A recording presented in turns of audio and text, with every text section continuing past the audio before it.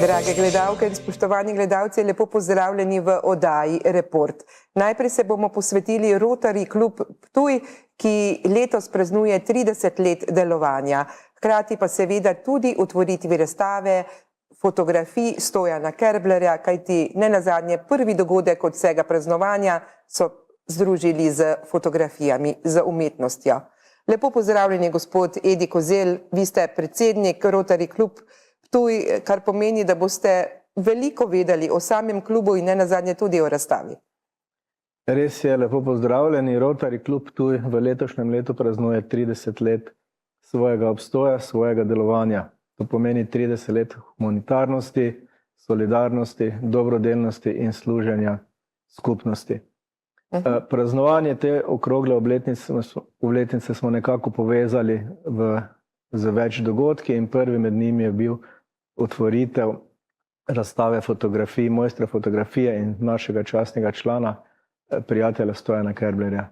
Pa takole, če pogledava najprej malo o klubu, da spregovoriva, rekli ste 30 let delovanja humanitarnega, dobrodelnega, nenazadnje tudi povezovanja z drugimi klubi, tovrstnimi in seveda tudi z lokalno skupnostjo. Tako je, ko govorimo o povezovanju z drugimi klubi, se moramo vrniti kar na sam začetek delovanja oziroma ustanovitve kluba, kjer smo dejansko z pomočjo partnerskega botrskega kluba, mi rečemo iz Avstrije, to je Rotary kluba Feldbach, lahko sploh ustanovili Rotary Klub Ptuj. Namreč Rotary International, naša, lahko rečemo, krovna organizacija, mednarodna, v tistih časih je bila še morda malo celo skeptična do ustanavljanja samostojnih klubov v takratnem času in okolju. Če takole pogledava, veliko se je dogajalo, veliko projektov ste imeli, od štipendiranja, dobrodelnih akcij, nenazadnje tudi pomoči pri kakšnih naravnih nesrečah, veliko se je zvrstilo. Res je, naše delo, naša dobrodelnost, naši projekti segajo na različna področja. Govorimo tako o kulturno-varstvenih projektih, o okoljevarstvenih pobudah, kot ste omenili tudi o štipendiranju mladih nadarjenih umetnikov in raziskovalcev in seveda žal na koncu tudi o socialnih projektih, z katerimi naslavljamo posameznike, družine, ki se znajdejo v socialni stiski. Vse ravno to se potem vidi, ne?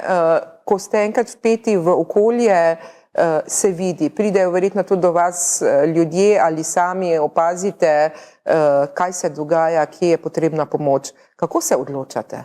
Tako je, ti primeri, te potrebe se izražajo na različne načine, bodisi da se ljudje, ki se znajdejo v stiski, sami obrnejo na nas ali pa nas na to opozorijo pristojne inštitucije z tega področja, da obstaja določeno okolje, določena družina, določen posameznik, ki je potreben pomoči. Vse te primere skrbno preučimo ravno na podlagi mnenj in priporočil teh inštitucij in pristojnih posameznikov, tako da res izberemo tiste, ki so pomoči dejansko potrebni. Tako pridno se lotiva pravzaprav same razstave, ki je res posebna tudi za vaš klub. Povejte še, rekli ste prvi od mnogih dogodkov, kaj se bo še zvrstilo, kako boste še praznovali?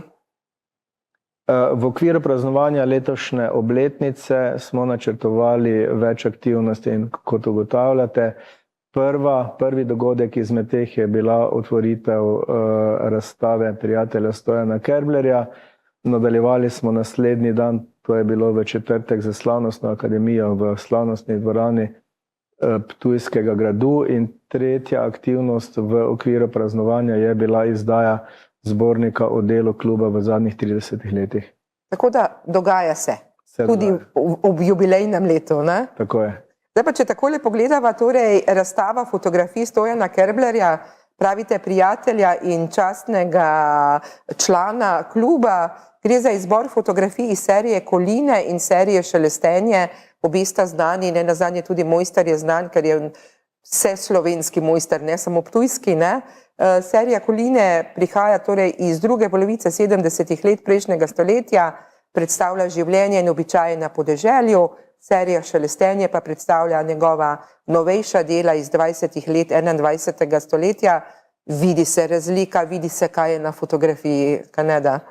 Tako je, tukaj sicer ne bi želel posegati na področje umetnostne zgodovine, ker sem laik, lahko komentiram zgolj kot ljubitelj njegovih del, nenazadnje imam tudi njegovo deklico na steni v svoji dnevni sobi.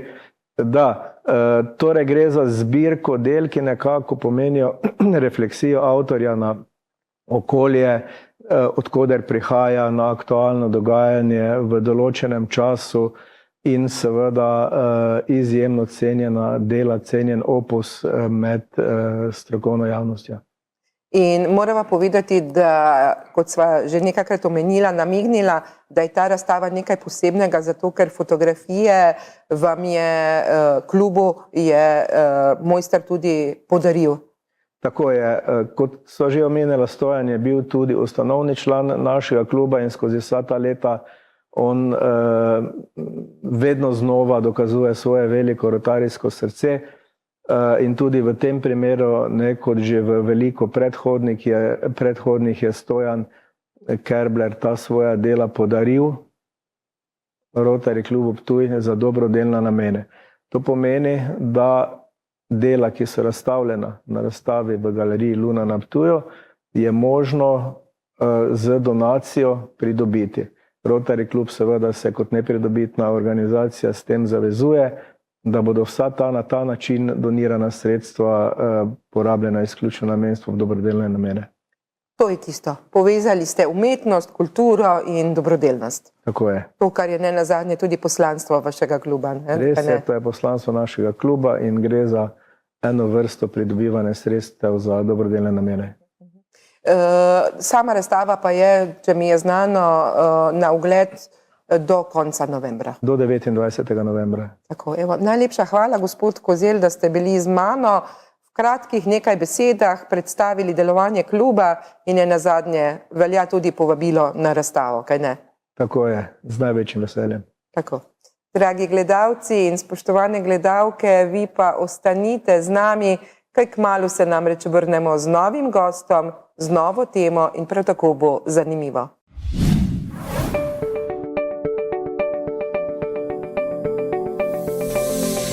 Drage gledalke, spoštovani gledalci, vrnili smo se v oddajo Report. V tem drugem delu se bomo posvetili Srbskem kulturnem društvu iz Maribora, ki praznuje, hkrati pa seveda ima tudi letni koncert.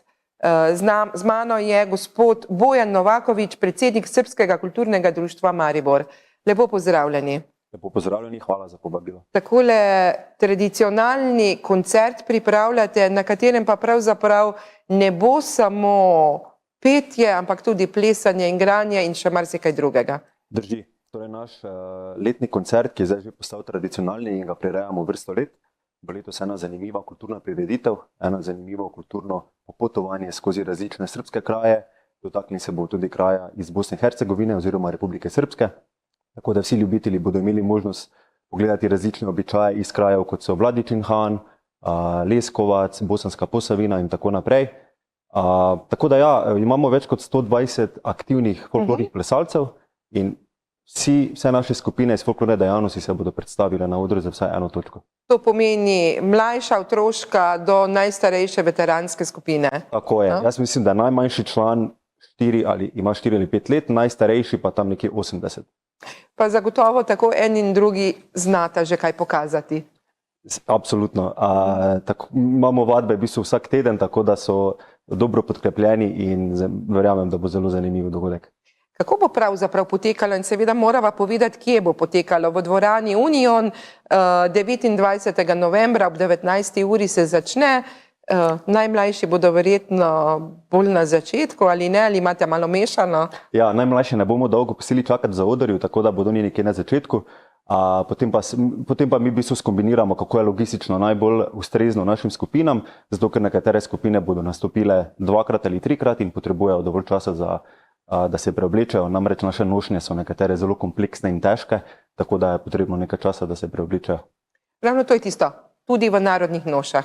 Se pravi, iz tistega kraja ali regije, s katere predstavljajo plese, ali ali tako splošna noša? Mi smo glede tega zelo precizni, namreč tu bi se mogoče povedal, da našo nalogo ohranjanja srpske kulture jemljemo zelo odgovorno, zato vsega, česar se lotimo na en precizen način, namreč vse, kar prikazujemo, bodisi ali je to plesni korak, ali je to izbira narodne noše, ali je to petje, glasbena spremljava, vse mora biti podkrepljeno z nekimi zanesljivimi, verodostojnimi in akademskimi viri. Tako da vse, kar boste videli na odru, naprimer, če zdaj rečem primer Vladič in Han, bo noša, narodna noša iz tistega kraja prikazana na najbolj avtentičen način, kar je v naši moči. Ne nazadnje pa ne boste sami tam, ne bo samo vaše društvo, imeli boste tudi goste. Tako, mi vsako leto poskusimo pridobiti vsaj enega gosta, namreč naš repertoar je že tako velik, da imamo malo težavo z časom, ampak letos smo se odločili povabiti prijatelji iz Klagenfurta, gre za Srpsko kulturno društvo Zavičaj in tudi oni bodo nam popestrili dogodek za njihovo točko. Bodo posebej iz Klagenfurta oziroma Celovca se pripeljali ali bodo ostali nekaj dni mogoče v Mariboru? Nažalost ne bodo ostali do naslednjega dne, bodo se tako odpeljali, bomo pa najverjetneje se še malo podružili po koncertu, toliko, da se malo tudi povežemo. Namreč to je tisto, ni samo vse folklora in folklorna dejavnost, tudi medsebojno povezovanje in sklepanje prijateljstev je tisto, kar nas dela še močnejše. Kako ste se dogovorili, kaj bodo oni predstavili, kaj boste vi, da ne bo potem ena ista točka? Ja, to je malo smešno. V bistvu imamo osebe, ki skrbijo za sam program dogodka, jaz nisem toliko vključen v to, tako da oni to medsebojno komunicirajo. Ne samo, da se ne bi prikrivali mogoče za isto točko, ampak tudi z vidika, da bo najbolj zanimivo tudi publiki. Tako, tisto, ne nazadnje, vi vaše društvo poznate, hkrati seveda tudi tisti, ki so člani in članice ali družinski člani, vedo, kaj vi ustvarjate, ne? Je pa zanimivo videti potem še kaj drugega, ne? Absolutno. Tudi naši ljudje oziroma naša publika, naša skupnost pričakuje tudi neko raznolikost in trudimo se, da ne samo, da je sam dogodek raznolik, ampak tudi, da je dogodek iz leta v leto, kar se da raznolik. Zdaj pa bova še posvetila pravzaprav malo vašemu društvu. Kako dolgo že deluje, kako dolgo so nekateri aktivni, verjetno kdo tudi že od vsega začetka? Ja, torej društvo je bilo ustanovljeno leta 1999, zdaj že dobrih četrt stoletja ohranjamo srpsko kulturo in tradicijo. Primarno to počnemo skozi folklorno dejavnost, kot sem že omenil, imamo več kot 120 folklornih aktivnih plesalcev, imamo tudi literarno ustvarjalno dejavnost, in pa nekoliko smo aktivni na športno-rekreativnem področju. Ampak ti so nekako primarno in kar je tudi morda najbolj zanimivo širši publiki, je ta folklorna dejavnost in zaradi folklorne dejavnosti smo tudi tako zrasli in prejeli prestižne nagrade tudi v preteklosti. Ne nazadnje lahko rečemo, Slovenci, Hrvati, marsikdo tu v okolici ima svojo folkloro, vaša se razlikuje kaj dosti od tega, ne samo na videz, ne? Tudi po samih plesih, ne? Ja, jaz bi rekel, jaz se rad po šarmen način, bolj južno kot greš, bolj veselo je. To ne pomeni kritika kakršnim-koli drugim skupinam, folklornim dejavnostim, ampak bolj veselo v smislu bolj živahno, bolj pisano, bolj tudi, bom rekel, sama izvedba plesnih točk skozi koreografijo, ki jih mi prikazujemo, je vsaj v našem društvu bolj južno kot greš, težje je to izvesti. Tako da ja, vsi mi imamo neke specifike, bodisi ali gre za hrvaško folkloro, slovensko ali pa srbsko, ampak trudimo se, da to izvedemo nekako na najboljši način, kot je to mogoče. In kot ste sami dejali, že na začetku veliko vaj, veliko treninga je za to potrebnega? Je. Prej ste omenili, da je nekdo od začetka društva, jaz bom rekel, jaz sem se priključil 3 leta po ustanovitvi, leta 2002. In ja, vaje so zelo pomemben del naše dejavnosti, resno jih jemljemo, imamo tudi sodelavce, s katerimi sodelujemo, ampak tudi redno sodelujemo z zunanjimi sodelavci, ki so priznani koreografi, etnomuzikologi, tako da v bistvu vaje same kot takšne znajo biti precejšen zalogaj, kar se bo pa tudi videlo potem 29. novembra v Unioni. Ne nazadnje vam pa ostane časa še vedno dovolj tudi za druge dogodke, takšne mogoče bolj družabne. Kako pa je kaj s tem med letom? Tako je. Trudimo se, da naši publiki ne ponudimo samo kulturnega programa kot takšnega. Eden izmed takih najbolj prominentnih drugih dogodkov je na primer proslava pravoslavnega novega leta, vsako leto 13. januarja. Gre za zelo družaben dogodek, tudi glasba v živo, ki je kvalitetna. Veliko ljudi, primer bom dal, ko smo imeli v soboto dogodek, to je bilo par let nazaj, bilo več kot 1000 ljudi, lansko leto 500 ljudi, čeprav je bil ponedeljek, tako da tudi letos pričakujemo kar nekaj ljudi. Tudi trudimo se, da ustvarjamo druge dogodke, kot so literarni večeri, pa tudi manjši lokalni nastopi. Naše folklorne skupine pa so tako ali tako vabljene vedno. Jaz prejemam maile vsak dan za povabila v druge države in pa tudi znotraj Slovenije. Morava torej reči, ta vaš tradicionalni koncert bo v dvorani Union, tako kot sva omenila, ne? Drugače pa delujete v Novi vasi, pa še verjetno kje drugje, ne? Ne samo tam na sedežu. Ne? Tako, naš sedež je v bistvu primarno namenjen tudi nekaterim, bom rekel, dejavnostim, kot so plesne, če je to potrebno narediti. Imamo pa v bistvu to bolj ali manj gre za zbirko Narodno noše, kjer se nahaja na sedežu in pa tudi sestanke delamo tam. Drugače pa vaje potekajo v karanteni, to pa je ena zgradba Narodnega doma za Evroparkom. Tako da dogaja se vam, veselo in trdno se verjetno že pripravljate na ta vaš koncert. Dolgo, že več mesecev. Od začetka sezone septembra smo aktivno začeli delati na tem, ne samo v sestavljanju programa, ampak tudi v plesni izvedbi. Drugače pa vso leto se pripravljamo, kajti jaz bi rekel, da je to dogodek, ki je najbolj pomemben dogodek v našem delovanju. Najlepša hvala, gospod Novakovič, da ste prišli, ste predstavili tako društvo, kot ne nazadnje povabili na koncert. Hvala lepa za povabilo. Dragi gledalci in spoštovane gledalke, vi pa ostanite z nami, kaj kmalu se namreč vrnemo z novo gostjo in z zanimivo temo.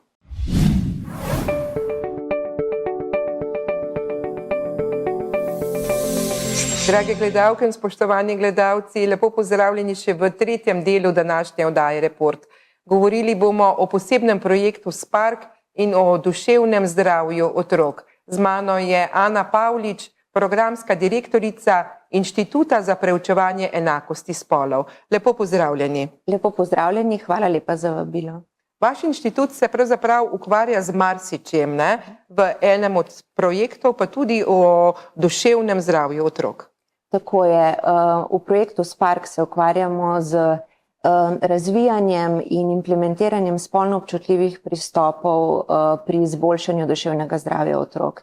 Dovolite mi, da mogoče na začetku povem, da kadar govorimo o duševnem zdravju otrok, v resnici govorimo o družbi odraslih, ki te otroke vzgaja, in o skupnosti odraslih, ki pravzaprav ustvarja neke okoliščine, v kateri te otroci odraščajo.